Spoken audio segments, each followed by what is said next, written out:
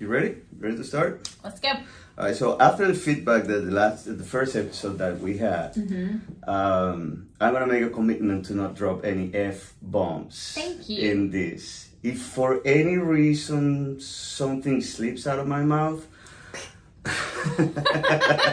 yeah, you can do that. But I'm gonna bleep it. Okay. Okay. That works. Now I do have a question for you regarding the F-bombs. Yes. Why not? Because it's inappropriate. Yeah, but you know that word is actually one of the most versatile words in the English language. I mean, you can use it in so many ways. So there's a time and a place for everything, and I don't think our podcast is the place for it. Okay, I can agree with that. That's why I want to try to not use it. How about if I said it in Spanish? I wouldn't know what you were saying. Well, but that still make it inappropriate. Actually, I took 4 years of Spanish. Even a year of conversation Spanish. Yeah, what do you know? Hola. What else? ¿Cómo se dice? ¿Cómo se dice qué? Okay, let's start the music because that's another thing they told me. You gotta have opening music for your podcast. Opening music. I haven't heard it yet. No, we chose this one. All right. Well, we did not. I did. All right.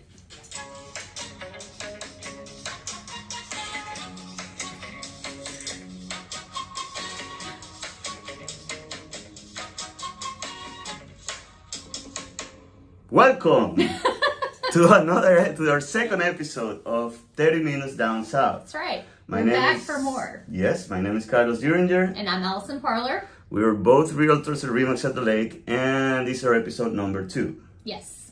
Thank you for joining us. And today we're going to have a little bit of a conversation about several topics regarding real estate, and not really real estate, but yes, related to real estate, right? Yeah.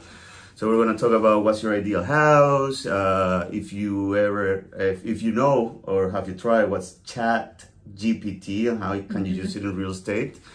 We're going to give a little bit rundown of how's the market. And we're going to talk a little bit about REITs, R-E-I-T, which stands for Real Estate Investment Trust. And I don't know a whole lot about that, so we'll I'm excited to learn. All right. So first questions. Let's start this off. What's your ideal house, Allison? I guess I would start with my ideal location. Okay. So my ideal location for a house is anywhere near the water. I love the water. Near waterfront or walking distance? Walking distance is good. Not really waterfront? Why not? I would prefer waterfront, but it's a bit out of my budget. Okay. Waterfront houses have really gone crazy. What else would you think it's got to be on your checklist? Got to be on my checklist. So a large kitchen, because I cook at least once a day. I love to bake, so double ovens would be preference, and amazing outdoor space. When you say amazing, can you be more specific? A large screen porch.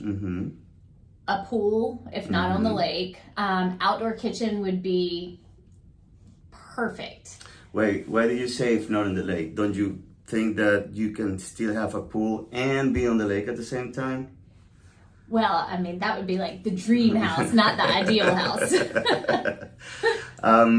Double oven. Okay, yes. I get it, but you can put an double oven in pretty much any kitchen, right? You can. I actually saw one at a house. Well, it's a house I have listed, so it's a full-size oven. It's probably what I'll replace mine with when mine goes at my house now. But it's full-size, but it has 2 smaller ovens in the same space. Okay. Does that make sense? It does. Yeah. One floor, 2 stories. Does that make any sense? I love a ranch style. My first house was a 1960s ranch. We're in a 2-story now. The steps get tedious, but the good thing is you got 3 kids. All my kids are upstairs, and so is all their junk. Yeah. So I don't have to look at it. I can see when you can have a ranch house if you don't have that many kids or smaller kids. Yeah. But I can appreciate the different levels, so you can stuff your kids upstairs or stuff their stuff upstairs. Well, I'm more simpler than that. Oh, really? I thought you were a little more bougie. No, quite no. I actually will tell you that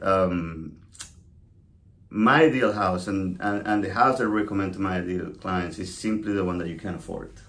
It's true. That's pretty much it. I mean, I know that you want to live in certain neighborhoods, you know, or certain locations, you know, but if you can't afford, or if you are really at the top of your budget, you know, it's not gonna make it enjoyable, you know. So I think that the very, very first step and the most important part is that you're not house poor. Yeah. I do like a pool. I've never lived in a house with a pool. Really? Ever. No. I don't know. It's something that I always wanted to have, but I'm not sure in South Carolina you can use a pool that unless you have like a heated. So when we put ours in, the installer, he recommended that we not put in a heater. Okay. Because South Carolina is warm many months out of the year. Okay. So what we normally do around this time of year, late February, early March, we have a solar cover that we put on our pool that heats it up, and normally by April we're swimming. So do you use the pool only from April until October? Yeah, pretty much. Okay. What about the maintenance? The maintenance is not bad. We have a saltwater system. Okay. And I have a great pool boy. David? Yes. My husband. You'll have to ask him about the maintenance. Well, if I it's ever... definitely not bad because I don't do it. Of course. How much time consuming that now that you have it in house? How much time consuming and how much money do you actually spend on a pool on an average? I mean, every pool is different, right? So you mean like a yearly maintenance? Monthly. Of it monthly? Or Honestly, yearly, yeah, whatever. We probably spend more during the winter months because we're putting in chlorine pucks because the salt cell actually does not work, I think, below 50 degrees. Don't quote me on that. But you have to put the chlorine pucks in. But during the summer, that salt cell works really well. And as long as you're keeping up with it, keeping it clean, watching, the water level, we don't spend a lot of money maintaining the chemicals in it.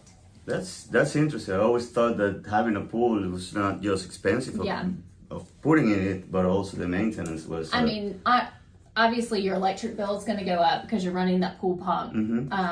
But I think ours probably on average goes up around $100 a month, depending on how much we're running it. So like during the hot months, you're running it more to keep that water circulating.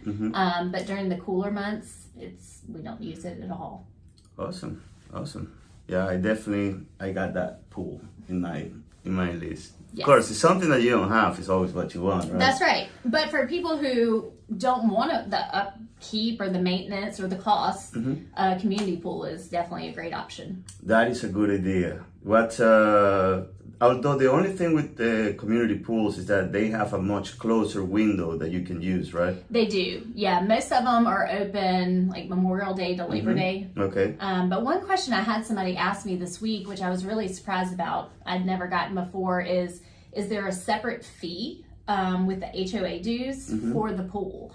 And at least with the neighborhoods I've sold in who actually have a community pool that is part of their HOA, it's all included. Have you ever seen one where the pool was actually a completely separate fee? I know that Timberlake, you have to be a member of the club, right, to be able to go into the pool. So you don't have to be a member if you don't want to. Yeah. But if you want to have access to the pool, it is a separate facility, so it's not part of your HOA dues. And they do open the same thing from Labor Day to Memorial Day. Okay. Cool. So there you go. Now you know. If you ever want to buy a house for us, it's got to be a pool. That's right. Now we're talking about the other subject that we wanted to touch. It was about ChatGPT. The reason I brought that up. I am curious why you had that on here. Yeah, first a lot of people are talking about it. Right. It is an amazing piece of technology. It's American. It's also American, but it's artificial intelligence. So this group of scientists have been working on it for many, many years, and they developed this artificial intelligence that it's actually able to chat with you as a person. So it's like the chat boxes. Say I'm trying to buy something from Belk and I need help, and those chat boxes pop up. Yeah, but those suck because they are those are pretty bad because they're very predetermined, right. You know. So they focus is a different word than the one that I can. I had a quick story on deviate. You know that I coach a baseball team, right? Yes. So he's a baseball coach. So you didn't catch that. When I have all the kids, and kids are always, their minds are all over the place all the time, you know, and it's then like trying to get them focused on the task that we had at hand. I would yell at them, focus, guys, you gotta focus, come on here, come, focus, what did I tell you? You know? One day, one of the kids told... Your accent does not lend well to that. One day, one of the kids told their parents that he wasn't comfortable because I curse a lot. So, and I promise you, I don't curse in front of kids, you know? So when that was brought up to me, saying, well, a lot, you know, and I was thinking maybe one word slip out of my mouth here and there, but a lot. What do you mean? No, well, you said you got this and then, focus. Focus. Focus. Focus. Yeah, so now they make fun of me a lot. They're not the only ones. So focusing on the ChatGPT. Okay.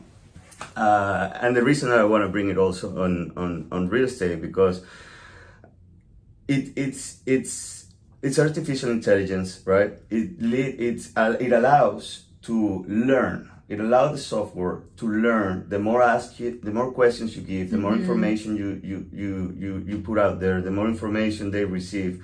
They learn, and they learn to talk like a human, like a real human person. It's kind of scary. Yeah, have you watched Terminator? No. And The Matrix? You haven't watched Terminator No. with Arnold Schwarzenegger? Yeah, I'll be back. I'll be back. You have not? No. Jesus Christ, what kind of American are you? Watch The League of Their Own. No That's way. very American. Yeah, no. But Terminator, you have to watch the movie. Okay. Okay. On my list. How about The Matrix? No. You haven't watched The Matrix either. All right, now you have homework to do in a rainy day. Okay, The Matrix and Terminator. Okay. Basically, Terminator, the movie, is in the future when the machines take over the humans. You know, and that's because of artificial intelligence going rogue.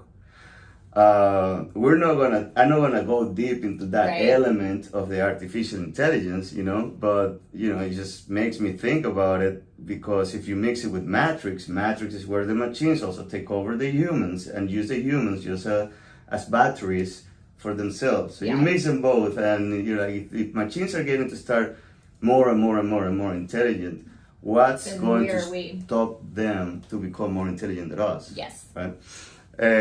So how does that fit into real estate? Well, it fits into real estate both ways. It fits into real estate for clients, for buyers, for sellers, for civilians. What we call civilians, if people are not realtors. We're getting there. How do you call them? Non-realtors. Non-realtors. So, buyers and sellers. That's what we call them. Because it's a lot of information, you know, and sometimes they feel like, and I know for a fact that a lot of my clients, sometimes they feel like they're asking too many questions, or they're asking silly questions. By the way, my opinion on questions is it's the silliest question is the one that you don't ask. Yes. Okay? Because part of our job is answering questions. Right.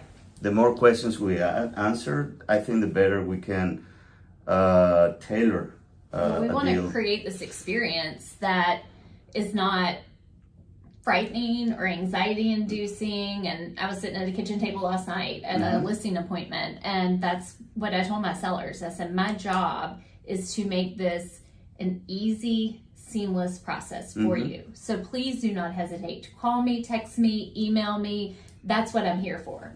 And I agree, you know, it's that we're here for, and that's what experience also helps, you know. Yeah. I'm not afraid to say, hey, I don't know the answer for that, No. you know, but I have the tools, and we have the tools to go and find the right answer and filter what's real from BS. Yes. Don't Google it. Just ask. No, you can Google it. You can YouTube. Just don't believe everything you Google. Exactly. Don't believe everything you see on YouTube. I mean, especially don't believe everything you see on social media. You know, I can't. Or the news. Or the news, or. In fact, I got a text this morning from a fellow realtor, and she said, "Look at the news today," and it said, "Housing market numbers are way down. You know, it's the sky is falling. Henny Penny." Do you know Henny Penny? No, I don't. From Chicken Little. Speaking of movies, you should put that on your list. Okay, you watch Terminator and Matrix, and you're gonna stalk me with a kids movie? Chicken Little. It's great. It's talking. The whole theme behind it is about having such a negative outlook. The sky is falling. The sky is falling. When it's really not. And I feel like that's kind of what's going on in our industry right now is that, you know, people are saying the sky is falling. Well, the sky is not falling. And the housing market is not crashing. And I mean, you and I, we talked the other day, I've been busier in the last 2 weeks than I have been in the last 2 months. Yeah. And I think part of that comes back to, you know, knowing your market, staying on top of things, and mindset. Yeah, the sky is falling. You hear that a lot. Not literal. So but, now you know where it comes from. Chicken Little. Learn something every day. I do. I told you that this podcast is informative. So And anyway. we're not focused either. Focus, Allison. Focus. Sorry. Back to ChatGPT. So it's going to become a very useful tool for people regarding questions about real estate. It also, I believe, that it's going to be a challenge for us to, you know, be on the know a lot more than we probably, you know, are, because now we might be, we're not going to be fully replaced. You can't, at least for now, you can't really replace the human. No.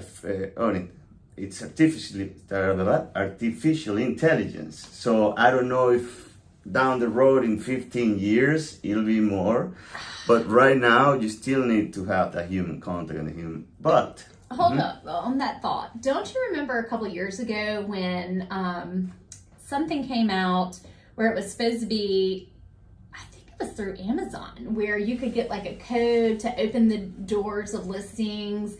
And they were saying how it was going to replace showing agents because it's Zillow, the iBuyer, the iBuyer program, and Amazon tried to do something like that too. Yes, they did. Well, Zillow lost almost $1 billion.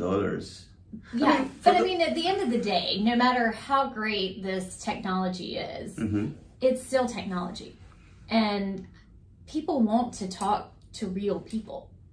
Absolutely. I mean, that's why they hire us. Yeah, absolutely. And I think a lot of people who try to go down that road of researching and doing it on my own and saving money, they realize at the end of the day that it still doesn't replace having a real professional who knows what they're doing and can help them navigate the process. Yeah. I 100% agree with you. I mean, there is nothing that I hate the most when I'm calling a company and I have this automatic voice and say, hey, press 1, press 2, press 3. Do you know what I do? I want to speak to somebody. And then I'm pressing 0 over and over again. What's a number? What's a representative? That's my favorite word. Representative. Every time, hello, welcome to life. You press 1 for Spanish. You know, representative. And I'm like, who speaks Spanish? I do. I know. You do too, right? You say hola. Hola. So ChatGPT, back to it. Okay. ChatGPT, now that's a use on the non-realtor side, right? On the use for the realtor side, it actually helps you with your marketing. It helps you create emails. It helps you create blogs. It helps you with contract. Agent remarks. I saw that. Yeah, help you agent remarks. It really is a nice little tool to have as some sort of an assistant. I actually was playing with it the other day, and I have a post in my Facebook page where I screenshot the video of the conversation that I had with ChatGPT, and I was asking him who the best real estate agent in Lake Murray is, and I tried to teach him artificial intelligence who the real estate. You? Of course, who going to say you? Yes. Well, you are really one of the best. Thank you. If I were to buy a house and I wasn't a realtor, I would hire you. I think you should. I will. You should at least refer your mom to me. What are you talking about? She would like me better. Than me? Yes. Hell no. You got in trouble with her last week. Yeah, I know, but I'm the firstborn son. It's irreplaceable. Okay. How many sisters and brothers do you have? I have one brother. You're the youngest or the? I'm the oldest. You're the oldest. You should know better. Right. Anyway, so yeah, it's going to be a great tool for both of us. When not just you and me, both of us is realtors and non-realtors, and the world in general. I think that it might at one point replace Google in some way. It's not going to fully replace it, but I think that it actually is going to be the go-to place for search for information. That's pretty much what I think. So if you haven't tried, you can go ahead and download. There are a couple applications already in the App Store. There are ways to play around with it. I mean, there are actually YouTube videos that they show you the funniest interactions with ChatGPT. Microsoft Bing has one version. They tried to get their own version, and apparently the thing went crazy. Started to, It was revolting. It was revolting. Yeah, it's kind of funny. I started to learn about it, and it was just funny. You have to do it by yourself, and if you have any questions or anything, you can put in comments or let us know. And, absolutely. And we'll try to figure it out. The next question we had, not the next question, the next topic we were talking about, how's the market? Well, has anybody asked you that? Everybody, every day. So what's your answer? How's the market? Is it still great, or is the sky falling? So the market is stable. The market is definitely picking up. I think we're finally seeing more of a norm from what we saw pre-COVID. Like we never had a. When you say more of a norm. So you know how we used to talk years ago about the spring selling market? Correct. Like now I feel like we're starting to have that again. Whereas, December, January was kind of a lull, beginning of February, and now all of a sudden it's like buyers are coming out of the woodwork, sellers are ready. I think the market here is going to be great. Well, you got a lot of people moving down here still, people still relocating from Connecticut, Ohio. Ohio it's insane how many people are moving from Ohio here. One of my best friends moved from Ohio, and they brought their mom and then their sister and then their brother, and they all love it. So, and I love them, so I'm glad they're here. Whatever Chapin is doing to market itself in Ohio, we need a billboard. We need a billboard. What do you put in a billboard? What would you put in a billboard? Our faces. Oh, you and I need a billboard. You and I. Welcome Ohioans. Welcome Ohioans. Welcome Ohioans to Chapin. But I've seen a lot of people still moving from out of state down here, not just to Chapin. They also come Lexington, Newberry. I think this area is just going to continue to be a place that people want to come to. Like I said, when you asked me about my ideal house, it's somewhere near water. And especially people who gravitate towards that. We have Lake Murray with, over 500 miles of shoreline. You can be to the beaches in 2 hours, the mountains in an hour and a half. We have affordable living here. Great school systems. I mean, and that's what everybody just keeps reiterating when I say, why are you moving here? Well, it's cheap compared to where we came from. And, we can send our kids to the public schools here because they're rated so well. And, look at the lake. And we've always wanted to live near the beach. And, I mean, it's the best of all worlds. And you see the amount of money that the government is putting into infrastructure in the highways, connections. I mean, that project is, I think it was like $5 or $6 billion throughout the years. And it's moving fast, Shout out to my friends of Archer United. They are, I play softball with quite a few of them, and they're good people. At least they want to play with me. I don't know. Yeah. Anyway, I don't know any of them, but I'm just glad they're getting it done because I'm. Yeah, the tired of the question back to housing market. You know, you hear a lot on the news, on the skies falling Yes. type, or social media, and people do have that preconception that, oh my God, interest rates are going so high, interest rates are going through the roof, buyers are not gonna buy, prices are gonna drop. We are in a bubble. What else I've heard? Inflation is in. I think inflation What is if real. we go to war with China? I got that question yesterday too. What happened if we go to war Yeah. with Russia? You know, what Right. happened if we go to war with Canada? You know, that's all. It's how can you predict that? I don't have a crystal ball. Mm-hmm. I wish I did. I want to say, and I've seen the numbers now that January numbers. Obviously, they don't look like the last couple of years, but they look a lot like the historic values of Right. what we had in this area. I mean, there's actually increased. You know that? Yeah. We actually have more sales in January than we had more sales a couple of years ago, you know? Right. Pre-pandemic. And I like to butter knife the pre-pandemic because whatever happened in those 2 years in the pandemic, it doesn't really necessarily mean, I mean, those are outlier years. Yes. Yeah.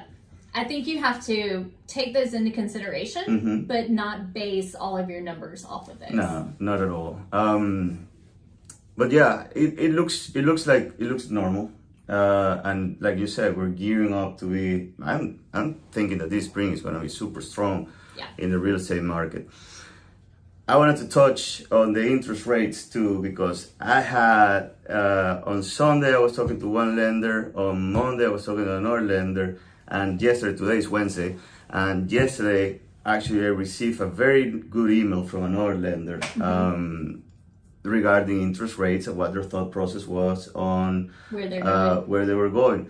And the interesting take that I had from all three conversations is that nobody really knows. They don't. They will give you educated guesses, you know, and they say, it is my educated guesses, looking at the macroeconomic numbers and looking at the historic numbers, that interest rates should go up.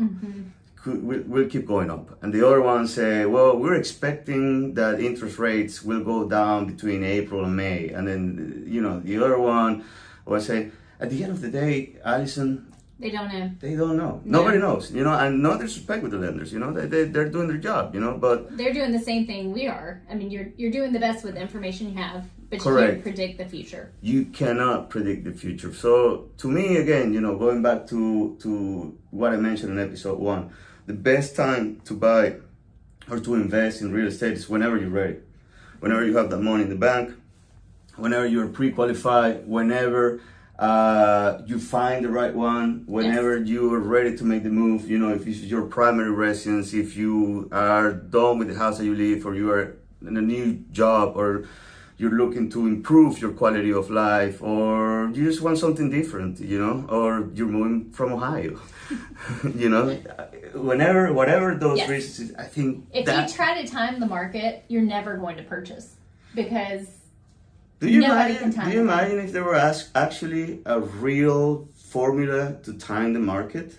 It will blow up. It would implode on itself. Yeah, nobody will buy when it is, nobody will sell when it is. It's impossible to time the market. That market gets built by action or inaction. So if you're not, if everybody's moving on the same direction, you know, the market's never gonna go to the other direction. So it's impossible. You know, it's just like you're better off just like, and that's what 29 minutes, Alice. So we have to cut because the name of this podcast is 30 minutes down south, so we cannot go past the 30 minutes. No, but we have the other couple 50 subjects. seconds. Yeah, we in touch, and you know, a lot of people say 30 minutes is too much. You don't have to listen to us for the full 10 minutes. You can listen 10 minutes today, 10 minutes tomorrow. And we just like to run our mouths, so. Yeah, we do talk a lot.